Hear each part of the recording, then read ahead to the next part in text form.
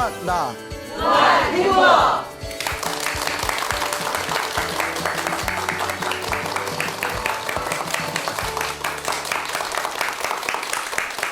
예, 만나서 반갑습니다. 반갑습니다. 예, 광우 스님이라고 합니다. 많은 분들이 가끔씩 그런 질문 하실 때가 있어요.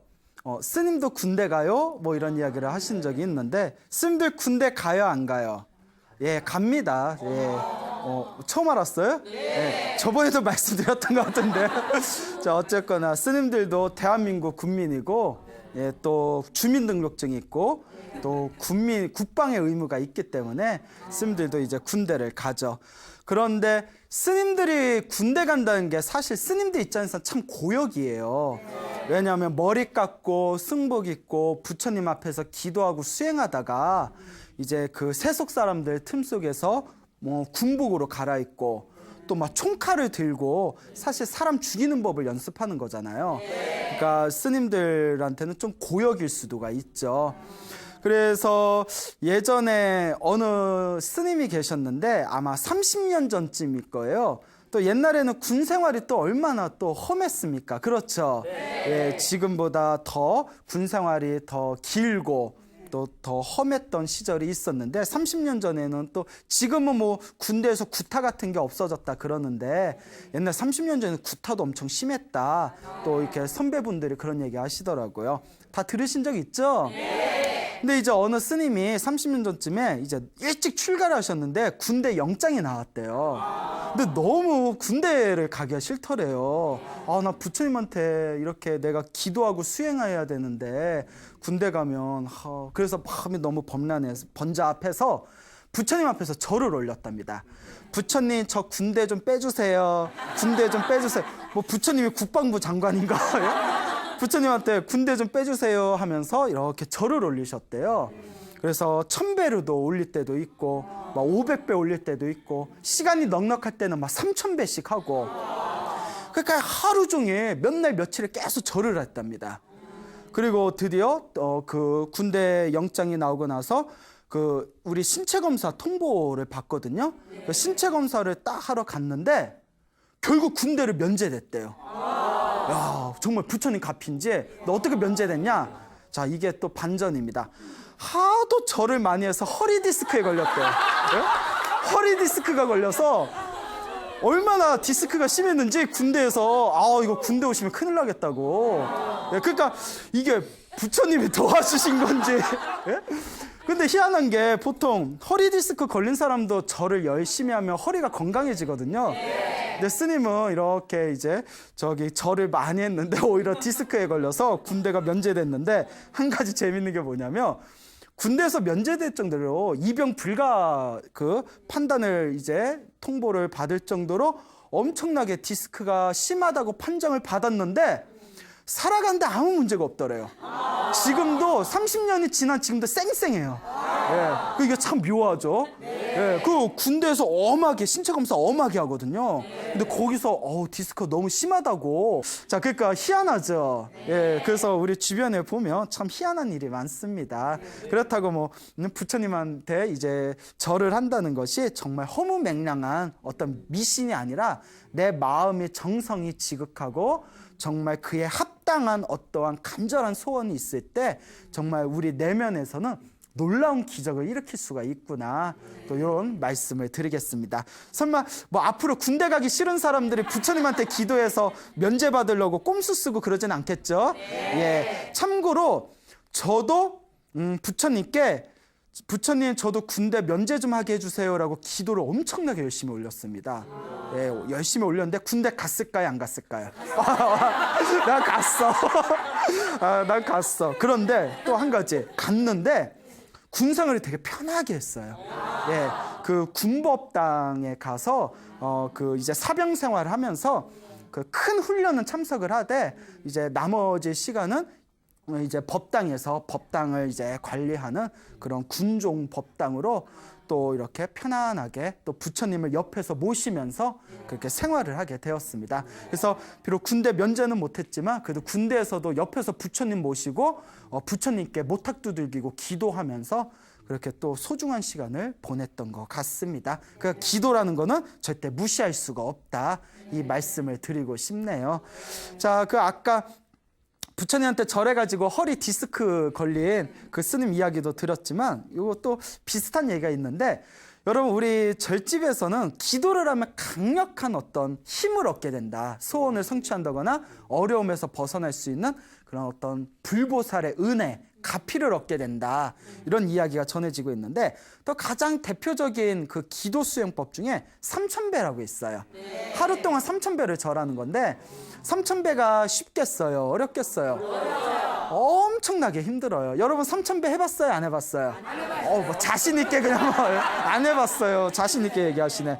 자, 그 3,000배가 엄청나게 힘든데, 우리 불교계에서 3,000배가 많이 보편화되어진 게 그 수십 년 전에 해인사 백년암에 계신 성철 큰 스님께서, 성철 스님은 다 들어보셨죠? 예, 성철 큰 스님께서 나를 만나려면 3,000배를 해야 만날 수 있다.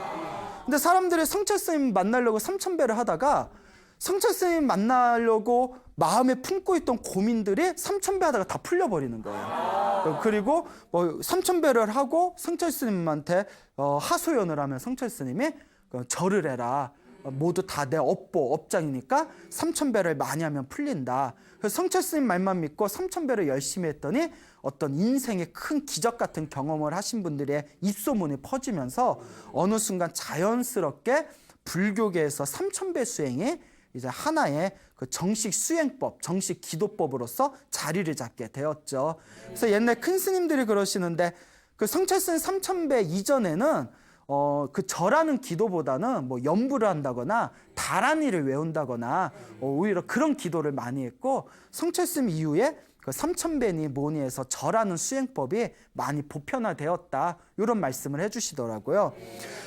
이 어느 날이었습니다. 성철 스님이 이제 살아생전에 이제 수많은 불자들이 찾아왔는데, 어느 날 그 추운 겨울날에 나이가 한 50대로 보이는 그 시골에서 올라온 보살님이 성철 스님을 딱 찾아왔대요. 그래서 성철 스님 앞에서 막 눈물을 흘리면서 막 하소연을 하는 거예요. 뭐냐 했더니 아들 때문에 미치고 팔짝 뛰고 너무 힘들다고. 왜 그런 거 하니 이 보살님께서 일찍 남편을 사별을 합니다. 시골에서 농사를 지으면서 딸 2명과 외아들 이 3명을 그냥 자기가 농사 지으면서 힘들게 키웠는데, 또 옛날 할머니들 그런 기질 있잖아요. 집안이 잘 되려면 누가 잘 돼야 된다. 아들이 잘 돼야 된다. 그런 거 있잖아요. 인상 팍 쓰시는 분 계시네. 예? 그러니까 오로지 아들만 바라보면서 열심히 농사 짓고 잘 키웠는데, 아니나 다를까 어머니의 정성이 하늘에 닿았는지 아들이 당당하게 사법고시가 아니고 당당하게 법대에 들어갔대요. 그래서 이제 당당하게 이제 법대에 들어갔는데, 그때가 막 이제 막 운동권이 이렇게 판치던 시대였어요.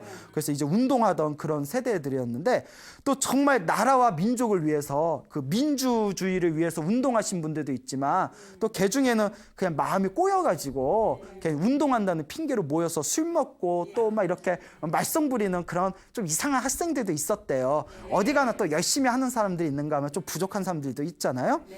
근데 이 아들이 한참 그 운동하던 그 시대에 이제 대학을 들어가가지고 거기에 이제 선후배를 사귀었는데, 자꾸 이제 그쪽에 어울려 다니면서 이제 공부를 멀리하게 되고 친구들하고 술만 마시면서 세상을 그냥 삐뚤삐뚤하게 그냥 막 불평불만을 가진 그런 세상을 부정적으로 보는 의식에 휩싸여서 맨날 술만 먹고 그렇게 깽판을 치면서 산다는 거예요.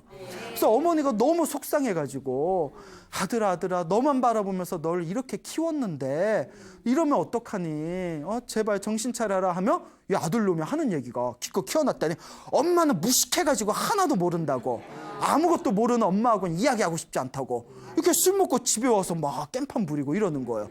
아이고, 그게 그 자식이라고 키워놨더니 이런 걸 가리켜서 자식이 아니라 뭐다? 웬수다. 예, 그렇죠. 예. 굉장히 격렬하게 감정이입하신 분이 있어요. 집안에 속썩이는 아들, 자식이 있으신가. 그러니까 아이고 소리까지 나오네요. 예? 그러니까 이거 아들 때문에 너무너무 힘들다고, 어떻게 하면 좋겠냐고. 그래서 성철 스님이 내가 하라는 대로 하겠냐? 하겠습니다. 그럼 하라는 대로 하겠냐?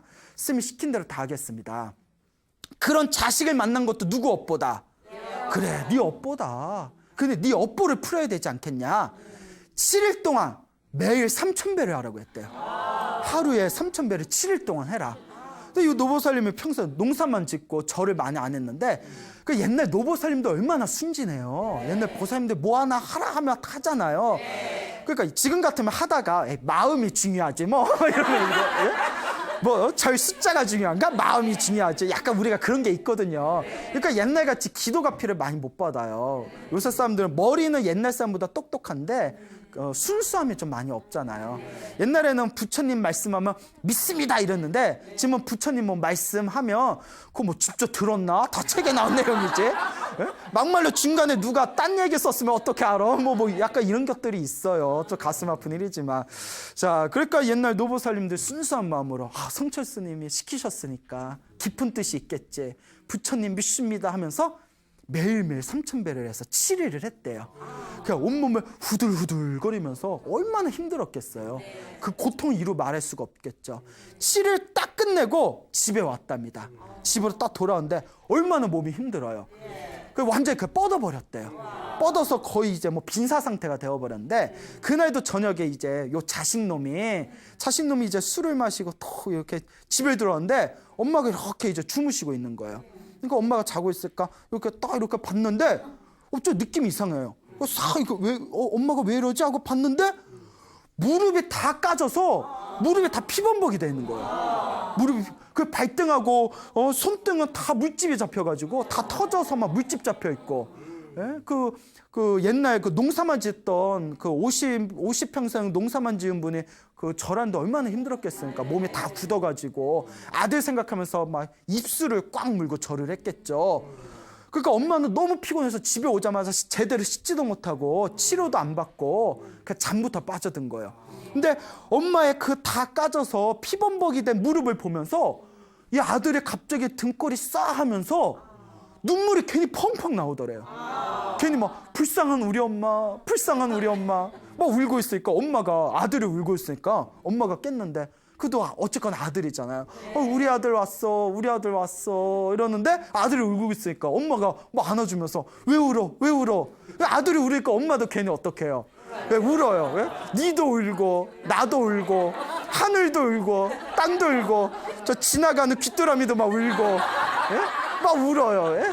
누가 지나가면 뭐 집안에 초상 났나 그 막 울고 있으니까 왜 울어 둘이 같이 부둥켜 안고 울고 있으니까 아들이 엄마 몸이 왜 이래 이러니까 엄마가 다 이야기를 합니다. 너 때문에 내가 이렇게 절을 했다.